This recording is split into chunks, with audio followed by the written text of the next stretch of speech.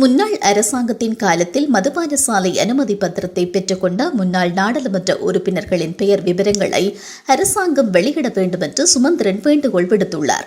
நாட்டின் பல பகுதிகளில் மதுபான நிலையங்கள் திடீரென்று அதிகரித்துள்ளமை குறித்த சர்ச்சை காணப்படும் நிலையில் இந்த விடயத்தில் வெளிப்படைத்தன்மை காணப்பட வேண்டும் என்று சுமந்திரன் தெரிவித்துள்ளார்.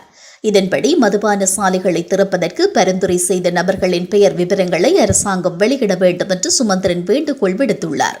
இது தொடர்பில் அவர் மேலும் கூறுகையில், நாடளாவிய ரீதியில் மதுபான சாலைகள் குறித்து பரந்துபட்ட விவகாரம் காணப்படுகிறது.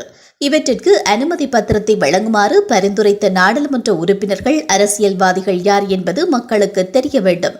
எதிர்வரும் தேர்தலுக்கு முன்னர் இதனை பகிரங்கப்படுத்த வேண்டும்.